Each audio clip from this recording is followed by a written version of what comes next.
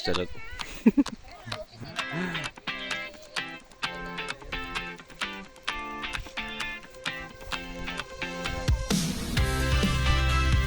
So ito ang i-upload dito sa YouTube.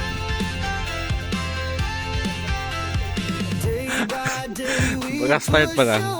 Nasa 200 plus. Nasa 200 plus pa lang yung subscriber.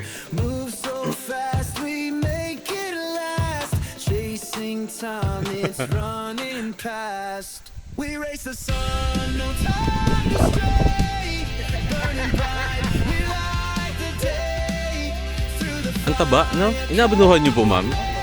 Wow. Tapos yung pandilig niyo po, mano-mano or meron pong may hose kayo na diretso sa ugat, no? Sa may puno.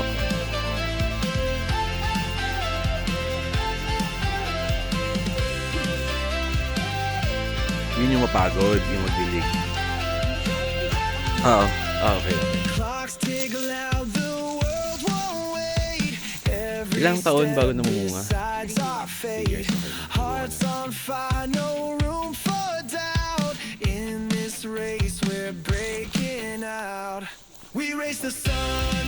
Ang advantage pagka dwarf na coconut mo medyo yung spacing din masyadong kailangan malawak. Ano yung people. Pagka regular na may meters, pag regular na yung usual na coconut, mas mahal kayo.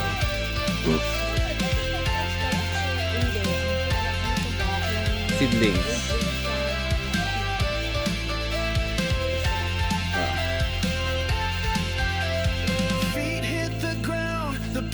Tapos yung pinainom niyo po sa amin kanina, ma'am, parang pangtutuba din yung ginagawa, yung kinakarit, no? Yung pinainom niyo po sa amin kanina. Ano po yun? Sabaw po ba yun? May kala ko yung sa flower niya. Yung parang tuba. Tama, yung pang welcome drinks po.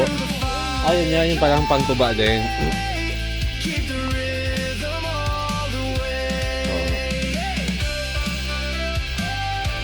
Gas chat talaga, no? Hindi.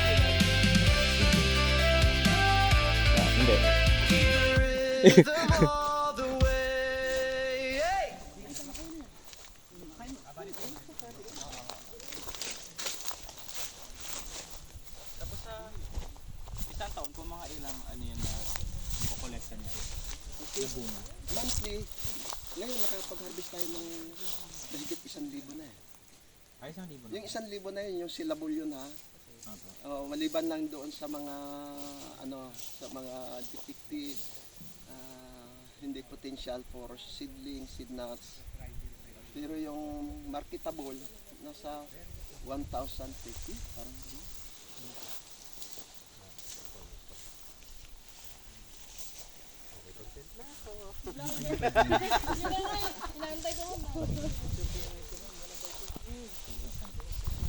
Siguro yung pag-harvest, no, sir? Yung pag-harvest ba yung reenact natin? Lalo mga kabataan.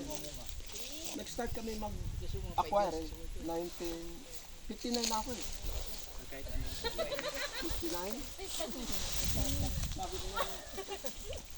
White cat na lang. White cat. Saan niyo po anong nalaman itong variety nito? Sa rin sa mga PCE test. Maliban dyan, kayo sa programa niya Kaluwi Tabi.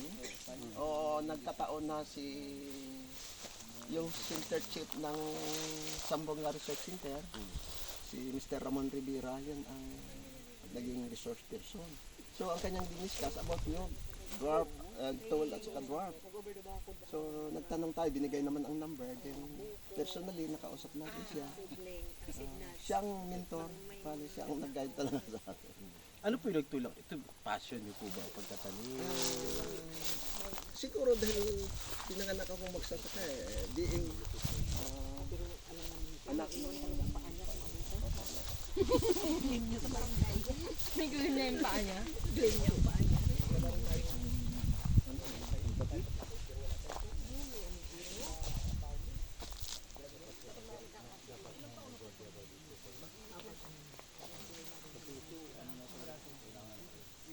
Amak mo yung yung British side, ang kailangan niya ay 7,